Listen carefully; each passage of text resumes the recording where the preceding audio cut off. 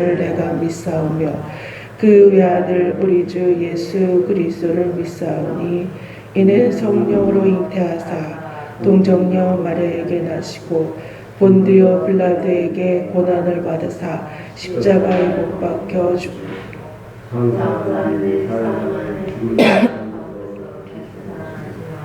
하늘에서 진노하신 하나님의 들에서 산자와 진자를 심판하였습니다. 성령을 지도하며 거룩한 공의와 성부와 성부와 죄를 사하여 주신 것과 공의를 사하는 것과 영원히 살을 믿어옵니다.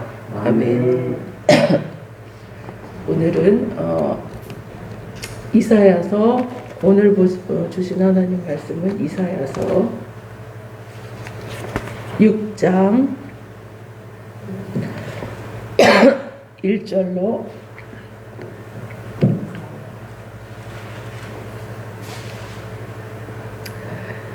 1절부터 7절까지 하겠습니다.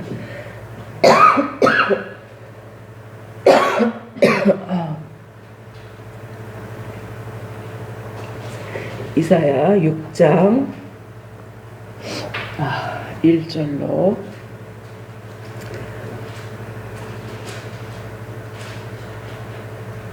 7절 함께 한 목소리로 함께 읽겠습니다. 시작. 우시야 왕이 죽던 해에 내가 본즉 주께서 높이 들린 보좌에 앉으셨는데 그의 옷자락은 성전에 가득하였고 스랍들이 모시고 섰는데 각기 6날개가 있어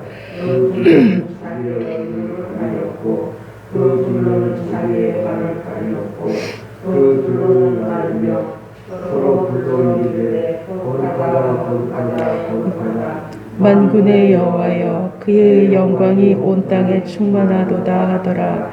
이같이 화답하는 자의 소리로 말미암아 문지방의 터가 요동하여 성전의 연기가 충만한지라. 그때 내가 말하되 하로다 나여 망하게 되었도다. 나는 입술이 부정한 사람이요 나는 입술이 부정한 백성 중에 거주하면서 만군의 여호와이신 왕을 배웠음이로다 하였더라. 그때에 그 스랍 중에 하나가 부젓가락으로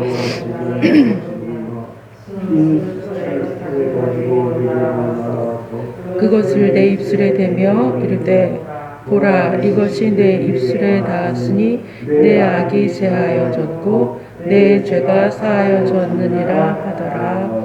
아멘. 오늘은 목사님께서 이제 재판 준비하시느라고 좀 제가 대신 말씀을 준비했습니다. 오늘 말씀 제목은 북왕국의 퇴락과 이사야의 소명입니다.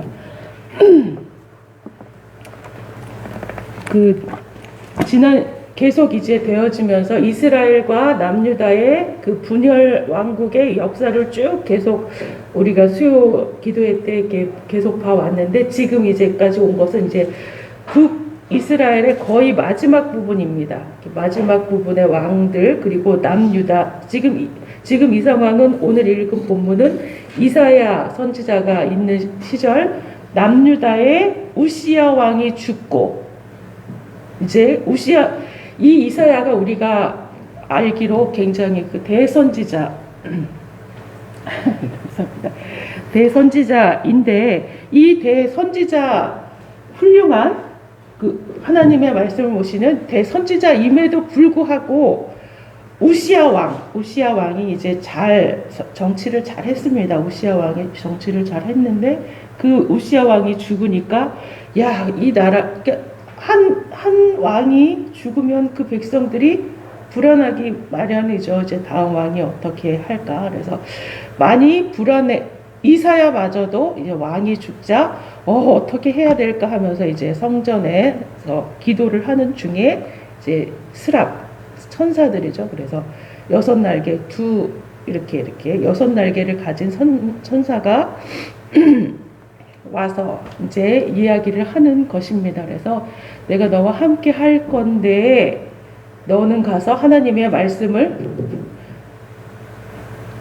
말씀을 전해라 라고 했더니, 하나님의 말씀을 전해라 라고 했더니 나는 못해요 라고 합니다. 이사야. 그랬더니 이제 그 제단 숯불을 가져다 대면서 내 죄가 사하여졌다. 하나님께서 내 죄가 사하여졌다. 그러니까 가서 전해라. 너는 깨끗하다라고 하니까. 그래서 이제 오늘 읽은 말씀 뒤에 보니까 8절에 보면 8절 뒷부분에 보면 내가 여기 있나이다. 나를 보내소서 이렇게 이야기를 하고 있습니다. 이 북이스라엘도 그렇고 남유다도 그렇고 그 이사야와 같은 선지자의 소명은 가서 축복을 전하는 것도 있지만 잘못된 것을 바로 잡는 그러한 역할을 하는 거죠. 그래서 대부분의 선지자들이 왕이 잘못된 것, 백성들이 타락한 것 이런 것들을 전하다가 왕의 눈에 벗어나서 매맞아 죽고 이사야 같은 경우는 나중에 이렇게 톱에 켜서 반으로 이렇게 갈라져서 죽는 그런 형벌을 받습니다. 그래서 그런 일들을 하나님께서 하라고 했을 때 또 오늘날 우리에게도 나가서 주님의 복음을 전하라. 너희들은 죄인이니까 예수 그리스도를 믿고 하나님 품으로 오라라고 우리한테 이제 그 전도자의 사명을 우리한테 줄 때 우리가 사실은 두렵고 떨리잖아. 두렵고 떨리고 하기 싫고 전도 나가자 그러면 하기 싫고 하잖아요.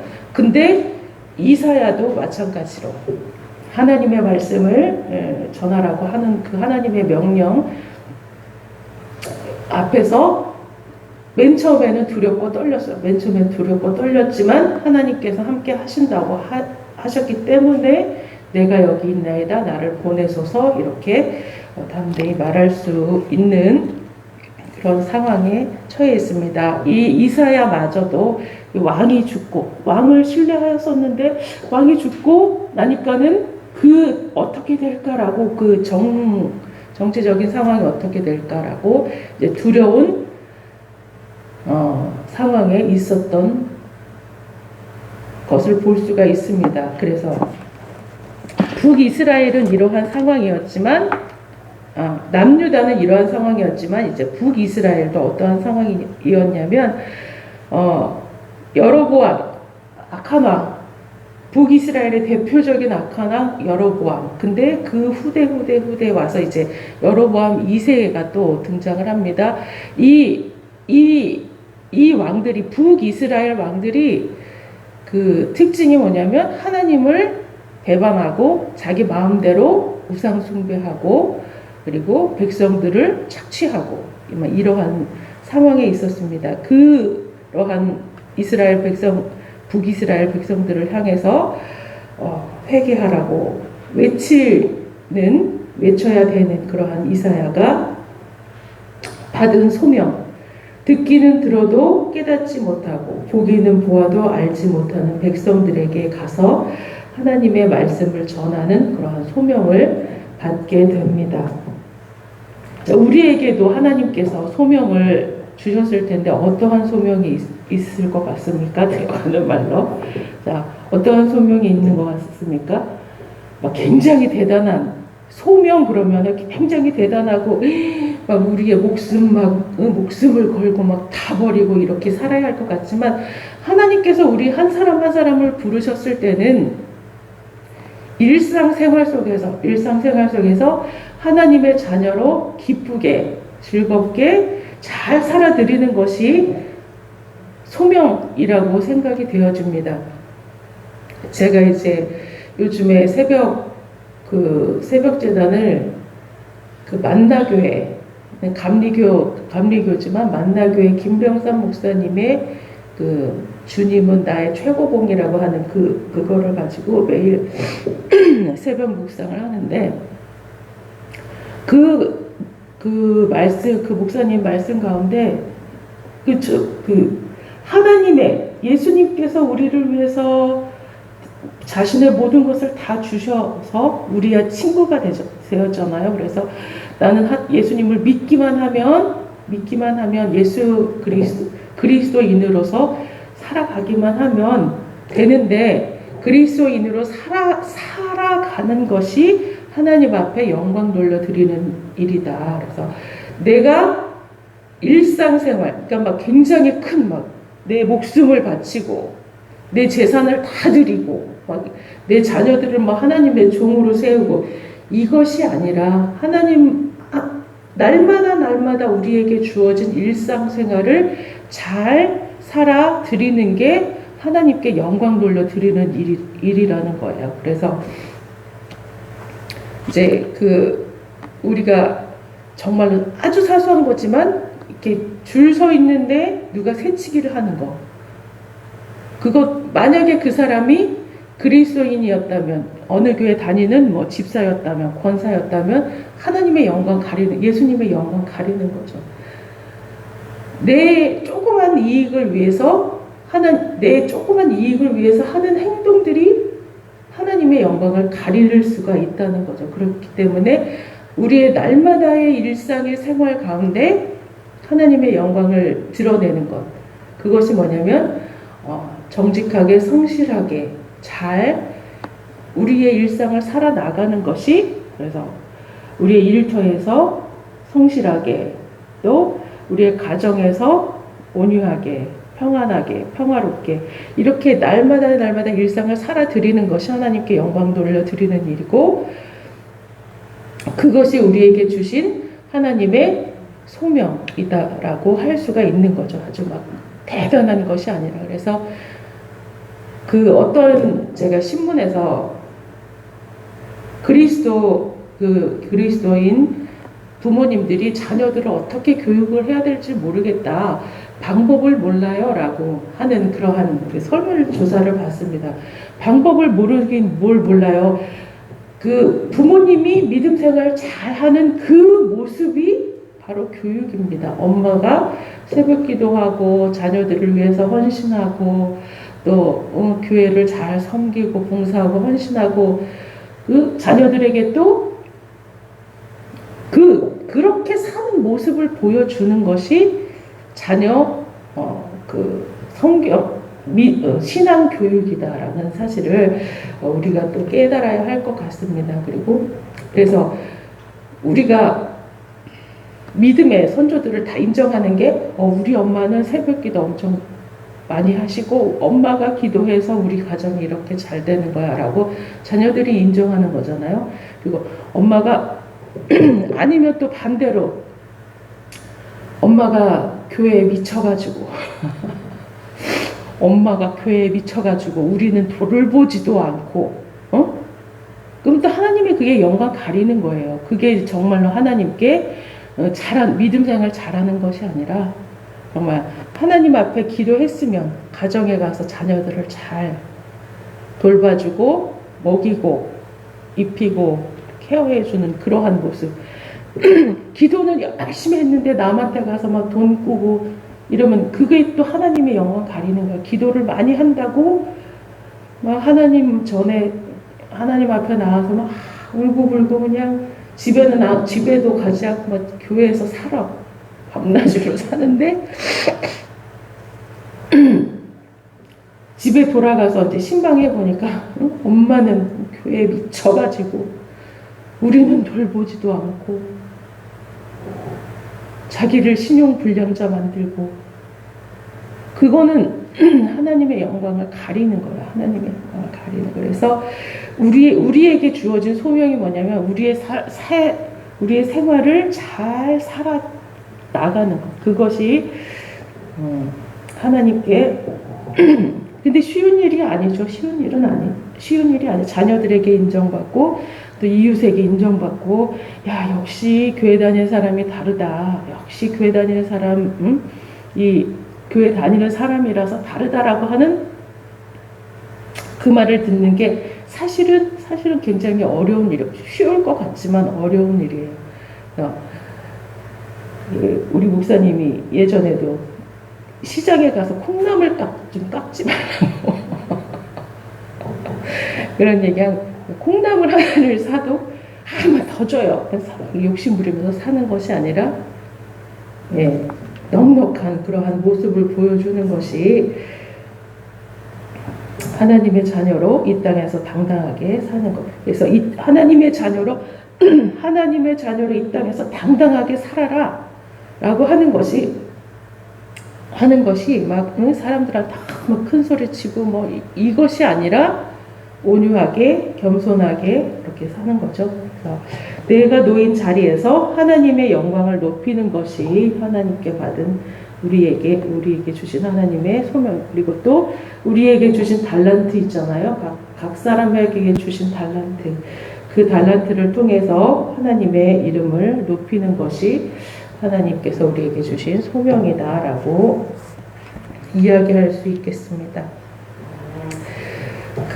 이제 본론으로 들어가면 이제 BC 8세기, 그러니까는 예수님 오기 한 800년 전쯤, 1세기, 2세기, 한 세기는 한 100년을 한 세기라고 합니다. 그래서 BC 8세기 그러면은 Before Christ, 예수님 오시기 전에 8세기, 그러니까 800년 전쯤의 그 상황을 이야기를 하고 있습니다. 그래서 이때는 아수르, 많이 들어봤죠? 아수르라고 하는 나라가 막 이제 막 왕성해가지고 북이스라엘을 공격하고, 그 북이스라엘을 공격하니까 그 북이스라엘은 또 애굽하고 이제 연맹을 맺어가지고 이제 아수르한테 대항을 했다가 또 유다도 공격을 했다가 막 하는 이러한 상황입니다. 그래서 이 이스라엘 백성, 하나님의 선택된 백성이 그 주변 환경의 어려움, 힘센 나라들이 막 쳐들어와가지고 괴롭게 하는 그러한 어려운 상황 앞에서 하나님 앞에 돌이키고 회개하는 것이 아니라 다른 애국 왕들을 의지하고 막 연맹 맺음, 그러니까는 사람을 의지하는 거죠. 사람의 권력을 의지하고 사람의 힘을 의지하고 군사적인 그런 힘을 의지하는 그러한 모습을 보이면서, 그리고 북이스라엘이 이제 그래서 이스라엘 백성들은 하나님의 말씀을 잊어버리고 자기 마음대로 이제 우상 숭배하면서 살고, 백성들은 백성들대로 그렇게 살고, 왕권을 가진 사람들은 서로 자기가 이제 왕이 되려고, 북이스라엘 같은 경우는 그 신하가 배반해서 죽이고 왕이 됐다가, 그러면 그 왕이 또 다른 신하가 죽이고 왕이 되고, 막 이런 피로 점철된 왕권을 가지려고 이제 서로 다툼하는 그런 상황에 있었습니다. 근데 그 이스라엘 백성들은 하나님께서 우리에게 어려운 일을 당하게 했을 때 하나님께서 무슨 뜻이 있는가, 이거를 생각을 하고 돌이키고 하나님을 바라보고 하나님의 뜻을 바라봐야 되는데, 이스라엘 백성들은 그렇지가 못했습니다. 그리고 이제 그 주변에 아수르가 막 공격해 오고, 어려운 상황임에도 불구하고 이 왕권을 가진 사람들은 자기의 왕위를 지키려고 막 궁전을 짓고 상하궁을 짓고 여름궁을 짓고 막 이러할 때입니다. 그래서 자기들의 이제 호화로운 생활만을 위해서 백성들에게 이제 세금을 많이 거두고 이러할 때, 예언자들을 통해서 이들의 어리석음을 지적하고 죄악을 지적하고 하나님의 마음을, 하나님의 생각을 알려주었으나 이스라엘 백성들은 듣기를 거부하고, 그래서 오늘 이사야 1장 그 1절 2절에 보면은 보아도 보지 못하고, 이게 뭔지 몰라, 하나님의 뜻이 뭔지 몰라, 아무리 말해줘도 깨닫지도 못하고, 듣기는 들어도 깨닫지 못하는 이런 아둔한, 영적으로 완전히 무감각한 그런 상태에 있었습니다. 그래서 이제 급격히 그 멸망하는 길을 가는, 그래서 이제 결국에는 남유다보다 이 북이스라엘이 먼저 아수르에게 패망을 합니다. 그래서 기원전 한 722년에 아수르에 의해서 패망을 합니다. 그 이야기가 이제 오늘 쭉 나오는데, 열왕기하 15장 8절 10절을 한번 우리 어떤 상황이었는지 한번 읽어보겠습니다. 열왕기하 15장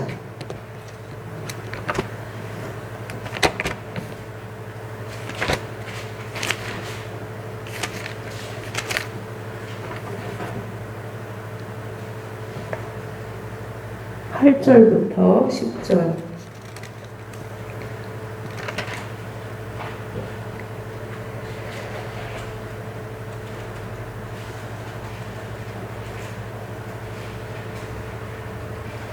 지금 이제 유다는 그 우시야가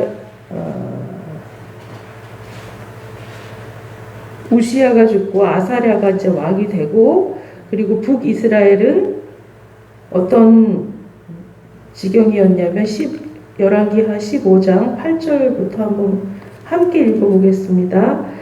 유다의 왕 아사랴의 제38년에 여로보암의 아들 스가랴가 사마리아에서 6달 동안 이스라엘을 다스리며 그의 조상들의 행위대로 여호와 보시기에 악을 행하여 이스라엘로 범죄하게 한 느밧의 아들 여로보암의 죄를 떠나지 아니한지라. 야베스의 아들 살룸이 그를 반역하여 백성 앞에서 쳐 죽이고 대신하여 왕이 되니라. 스가랴의 남은 사적은 이스라엘 왕 역대지락에 기록되느니라. 여호와께서 예후에게 말씀하여 이르기를 내 자손이 4대 동안 이스라엘 왕위에 있으리라 하신 그 말씀대로 과연 그렇게 되니라. 그래서 예후가 혁명을 일으켰고 그 예후에게 하나님께서 이제 4대 동안 복을 주신다고 하신 그 말씀. 그래서 4대 예후 그 아들 해서 예후의 후손 4대가 이제 왕을 했고, 그리고 이제 그 신하가 반역을 해서 그 4대까지 이어져 내려온 그 왕권이 이제 몰락되고 다른 왕이 됩니다. 그리고 이 살룸이 왕이 된 다음에 또 다시 살룸이 왕이 된 다음에 또 다시 그 뒤까지 한번 읽어볼까요? 계속 13절부터 쭉 한번. 그래서 지금 살룸 왕, 무나헴, 부가히야, 그 다음에 베가 이렇게 쭉 읽다 보면 오늘 밤 샐 것 같긴 한데 한번 읽어봅시다. 13절부터 다시 시작. 유다 왕 우시야 제39년에 야베스의 아들 살룸이 사마리아에서 왕이 되어 한 달 동안 다스리니라.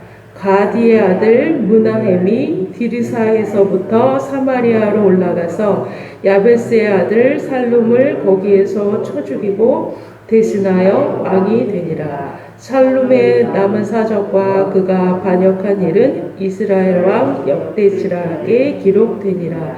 그때 무나헴이 디르사에서 와서 딥사와 그 가운데 있는 모든 사람과 그 사방을 쳤으니 이는 그들이 성문을 열지 아니하였음이라. 그러므로 그들이 그곳을 치고 그 가운데에 아이벤 분열을 갈랐더라. 이 무나헴이 얼마나 악독하냐면 자기가 이제 반역을 일으키려고 막 오는데 성문을 그 문지기가 안 열어줬어요. 그랬더니 그 부인이 이제 임신하고 있었는데 그 배를 그냥 임신한 배를 칼로 갈라버려. 이렇게 극악무도한 왕이었어요. 그 다음에 이제 무나헴이 되었고, 무나헴 다음에 부가히야, 그 다음에 베가. 이 사람들이 그 다 아들이 된 게 아니라 신하들이 모반에서 쳐 죽이고, 또 그 신하들이 모반에서 쳐 죽이고, 그래서 참 피로 얼룩지고 자기 왕권에 눈이 멀어서 백성들의 삶은 뒷전이고 하나님의 말씀도 잊어버리고 그냥 오로지 권력과 자기의 가진 권력을 위해서만 살았던 사람들입니다. 그래서 결국은 이제 17장까지, 오늘은 이제 15장을 봤지만 16장, 17장까지 이어지는 북이스라엘의 그 모습을 보면은 결국은 이제 멸망을 하는데, 이 므나헴 왕 같은 경우에는 어떤 일을 했냐면 아수르가 이렇게 자꾸 쳐들어오고 그러니까 아, 우리 좀 봐줘라고 하면서 이제 자기네들 백성들 중에 돈이 좀 있는 사람들한테 은을 막 다 모아요. 그래서 은을 한 1만 달란트를 이만큼 해가지고 이제 뇌물로 선물로 보내는 거예요. 공물로. 그래서 우리 좀 봐줘라. 그러니까 이제 잠깐 이제 므나헴이 이렇게 막 재물을 갖다 바치니까 조금 봐줬어요. 조금 봐줬는데 그게 영원하지는 않죠. 그래서 마치 그 호랑이가 그 떡 바구니 엄마한테 떡 하나 주면 안 잡아먹지 그랬다가 하나 주니까 또 한 고개 넘어가고 또 하나 주니까 한 고개 막 그래서 결국은 잡아먹잖아요. 그 야금야금 받다가 결국은 이제 그 북이스라엘이 멸망을 당합니다. 아수르에 의해서. 그래서 이 북이스라엘 왕 중에 이제 애굽이면은 자기네들이 생각할 때 가장 강하고 큰 나라예요. 그러니까는 그 가장 강하고 큰 나라한테 막 그 원조를 요청해. 우리 좀 도와줘라. 우리 좀 도와줘라. 그래서 같이 동맹을 해서 아수르를 치려고 했다가 애굽이 옛날만큼 그렇게 힘이 센 나라가 아니고 아수르가 더 막 힘이 세져가지고 나중에는 그 애굽한테 이렇게 애굽한테 빌붙었다고 해서 또 죽임을 당해요. 네? 그러니까 그래서 결국은 이제 아수르에게 패했는데 하나님께서 이 열국을 그 열국이 아수르가 예뻐서 하나님께서 막 힘을 줘서 너네들 잘 돼서 얘네들 죽여라가 아니라 하나님께서 이 아수르도 나중에는 이제 바벨론에 의해서 패망을 하고 바벨론도 나중에 페르시아에 의해서 이제 패망을 하는데 이 권력이라고 하는 것이 영원하지가 않습니다. 영원하지가 않고 그러나 하나님께서 이러한 것들도 하나님께서 들어서 사용하신다는 사실을 뒤에 이사야 선지자가 이제 이사야서를 쭉 보면은 그 이스라엘 주변에 이스라엘을 괴롭게 했던 모압이나 암몬이나 막 이런 족속들 그리고 또 아수르, 바벨론, 페르시아 이런 나라들을 다 하나님께서 이제 그 멸망시키고 이제 저주하는 이러한 내용들이 나오는데 하나님께서 이스라엘 백성들의 이스라엘 백성을 깨닫기 위해서 잘못하면은 이스라엘 백성들이 잘못한 그 죄를 치기 위해서 이러한 열방들을 사용했다는 것. 그러나 이스라엘 백성들은 깨닫지 못하고 하나님께서 우리를 이렇게 깨달으라고 치시는구나. 하나님 우리를 도와주세요라고 하나님을 의지하지 않고 이스라엘 백성들은 그냥 자기 이제 생각에 주변 열고 얘네들이 쳐들어오면 여기 가서 야 우리 좀 도와줘 그랬다가 얘네들이 그렇게 많이 못 도와주고 결국은 또 패망하고 이러한 그런 그 역사들을 계속 경험하게 됩니다. 그러한 그 혼란기에 이사야를 하나님께서 이제 불러 세우신 내용입니다. 그래서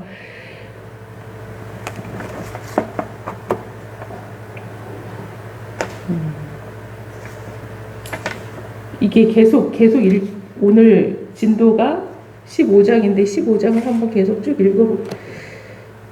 읽어보겠습니다.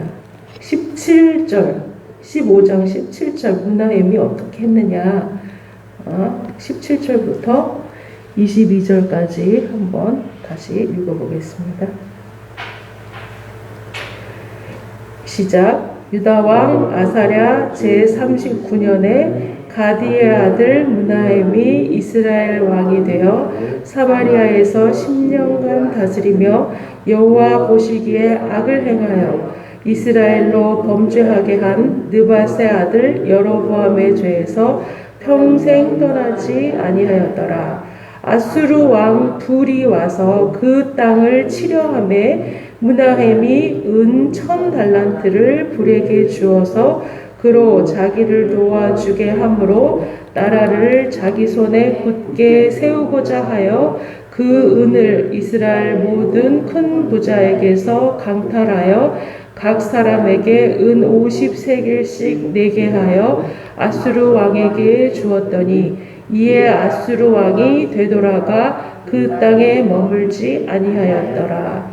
므나헴의 남은 사적과 그가 행한 모든 일은 이스라엘 왕 역대시락에 기록되지 아니하였느냐. 므나헴이 그의 조상들과 함께 자고 그 아들 부가히야가 대신하여 왕이 되니라. 다행히 이 부가히야는 므나헴의 아들로 잠깐 이제 왕위를 물려받았으나 이 부가히야도 그냥 금방 2년 만에 다시 그 왕 자리를 넘겨주게 됩니다. 베가에게. 그 다음에 23절부터 계속 읽어보겠습니다. 유다의 왕 아사랴 제50년에 므나헴의 아들 부가히야가 사마리아에서 이스라엘 왕이 되어 2년간 다스리며 여호와께서 보시기에 악을 행하여 이스라엘로 범죄하게 한 느밧의 아들 여로보암의 죄에서 떠나지 아니한지라.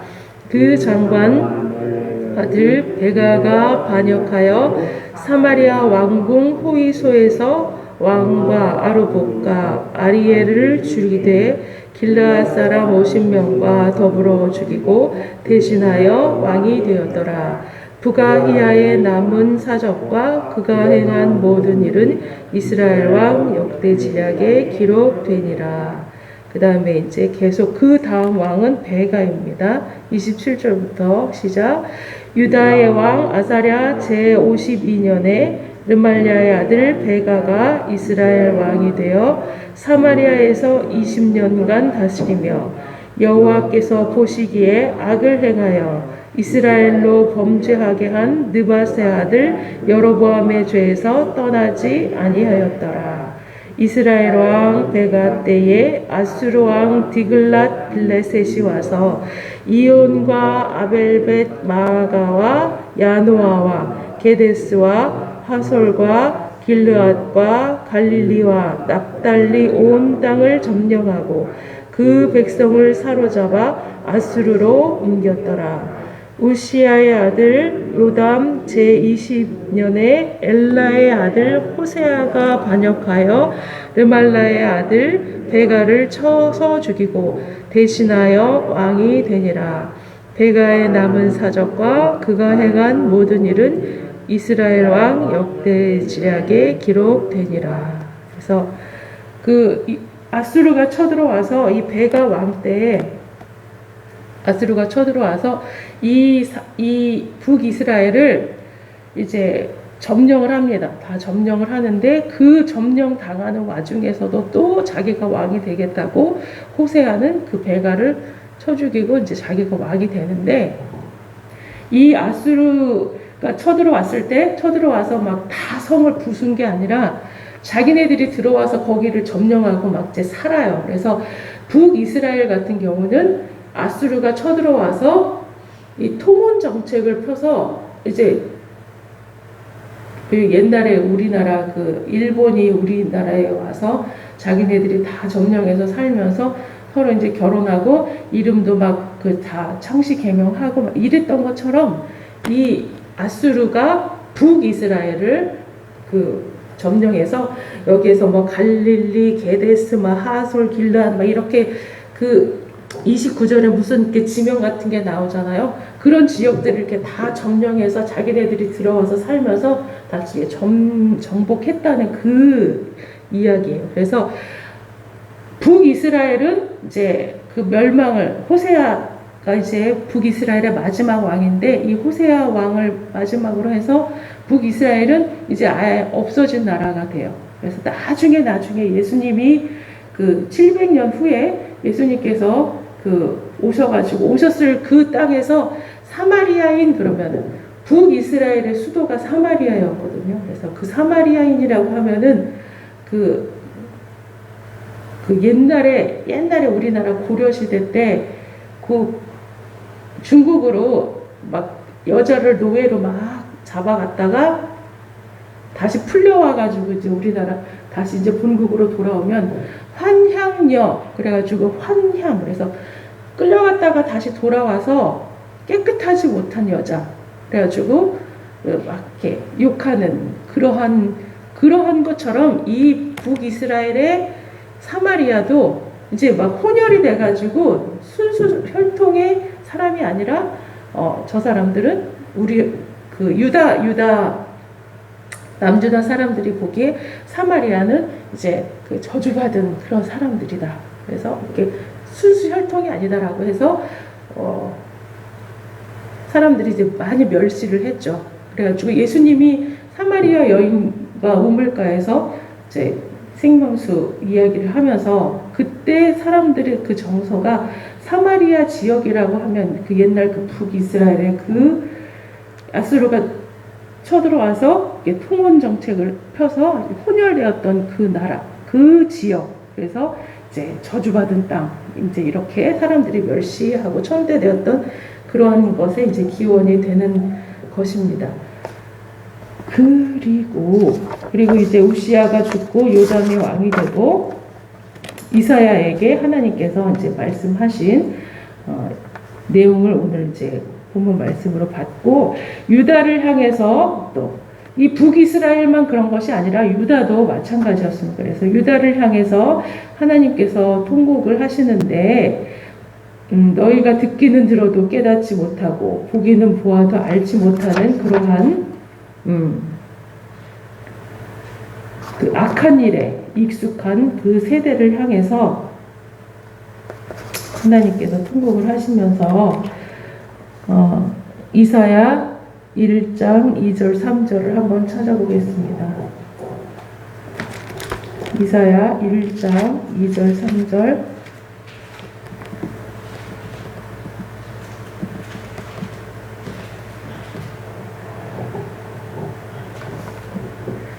함께 읽겠습니다. 하늘이여 들으라, 땅이여 귀를 기울이라. 여호와께서 말씀하시기를 내가 자식을 양육하였거늘 그들이 나를 거역하였도다. 소는 그 임자를 알고 나귀는 그 주인의 구유를 알건만은 이스라엘은 알지 못하고 나의 백성은 깨닫지 못하는도다 하셨도다. 그래서 짐승들은 자기의 새끼, 자기의 어미를 아는데 낳아준. 근데 이스라엘 백성은 하나님 그 이스라엘의 아버지 하나님을 알지를 못하는 거예요.